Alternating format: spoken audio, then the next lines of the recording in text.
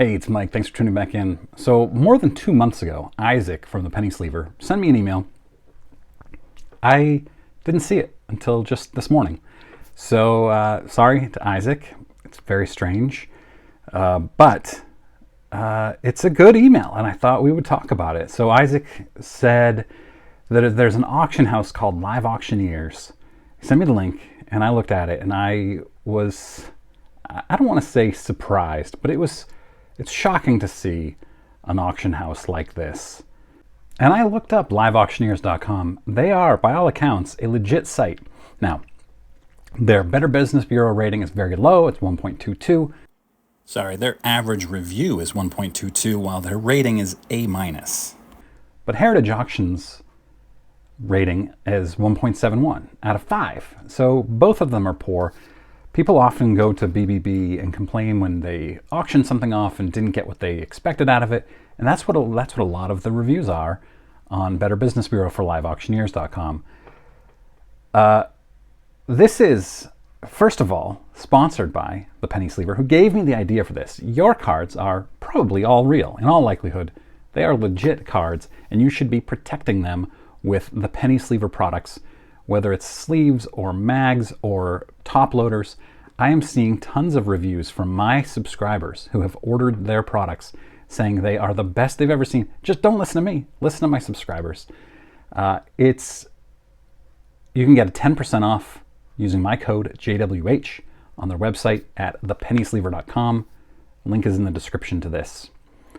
So this auction on liveauctioneers.com was for a 1952 Topps Mickey Mantle, which is awesome. We love that card. Well, some of you don't. Some of you are contrarians. But this was graded by Pro Trading Card Grading, whatever it's called. And it was given a 2, somehow, a 2. How does this card get a 2? I don't know. It's not a 2. If it were a legitimate card, it might grade an authentic, maybe a 1, but certainly not a 2. I'd never heard of Pro Card Grading, so I Googled them, and there are forum posts dating back to 2005 on Collector's Universe talking about what a scam it is, and it's just a terrible company, and every card is either fake or trimmed or altered in some way, and they're grading them way higher than they should be. And I also I found a website for Pro Trading Card Grading.com, I think it was the website, and there's a cert lookup. You can look them up, and this cert was not in there. So I don't know if it's the same company or an offshoot or just a new company that didn't know they were taking an old company's name. I don't know. But this auction sold for $9,000. Now, it says lot passed, which indicates that maybe the seller decided not to sell it, which really, really fascinates me. So it did not end up selling. The seller presumably decided not to sell it at the price listed, $9,000. Now, this card is in all likelihood counterfeit.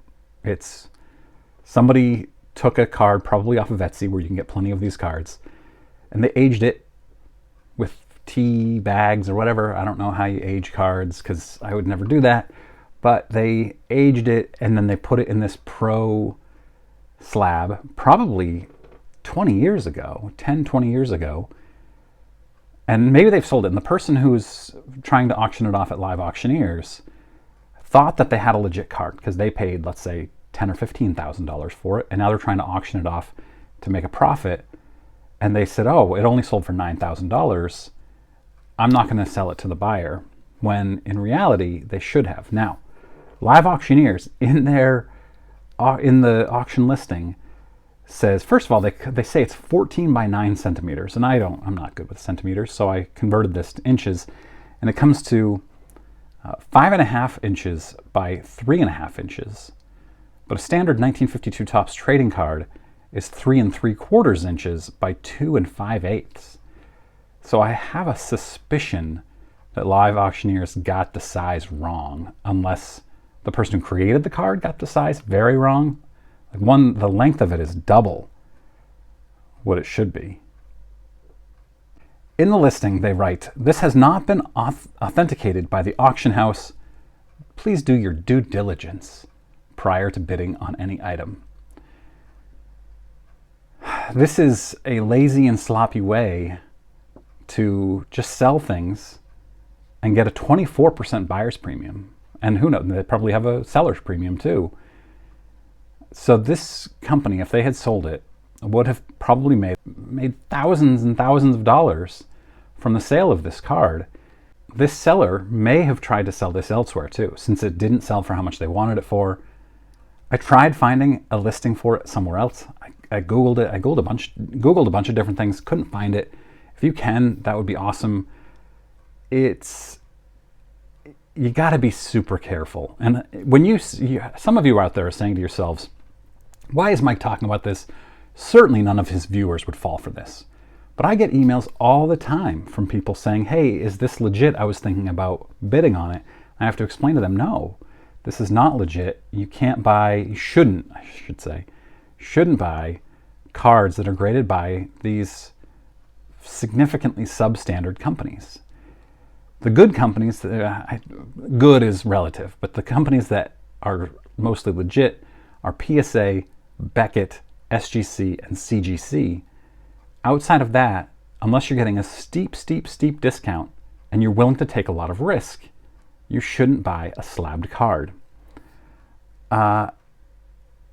In this case, you need to be wary of the auction house and of the card itself and of the grading company.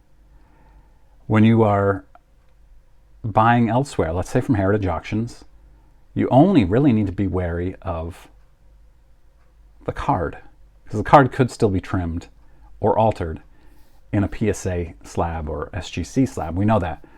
But you have 3 things to be wary of on this site, only 1 on a legitimate auction house site. So you think you're getting a deal on a card that's worth $25,000, 52 Mantle Topps, by only paying $9,000 for it. You're not. That is undoubtedly, is that a word? Doubtless, a counterfeit. Be very careful. When in doubt, email me. I'm happy to help. I'm no expert, of course, but I feel like I have a decent sense of if it's in a KGB slab, it's probably not legit. What do you think about this? Do you think this was a legit sale?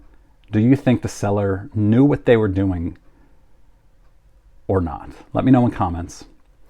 This week in my newsletter, I put out, first of all, the winner, which was Jim Faulkner, which I was really excited about, of the first giveaway, first of 6 giveaways in my newsletter, junkboxhero.com. Make sure you're subscribed. It's free. He picked the Bo Jackson rookie card, PSA card. So I have 5 left to give away. I'm giving them away every Monday for the next 5 weeks. I also put a sort of an obituary to my subscriber and friend who passed away. Sad story. He was a subscriber, frequent commenter. We would meet up at the Portland Card Show, and he passed away a couple months ago. I reached out to his wife. His wife was very appreciative, said I could write something in my newsletter, and wants me to come out and look at his collection this fall. So I'm really excited about that. Great opportunity. He told me once that he had 300,000 cards in his collection and only 9 slabs. So it'll be fascinating. He was a big vintage baseball collector. So I'm excited to see it. Probably, she said late September, early October is when she'll be ready. Make sure you're subscribed not only to my channel, but to my newsletter, junkboxhero.com. Thanks very much for watching.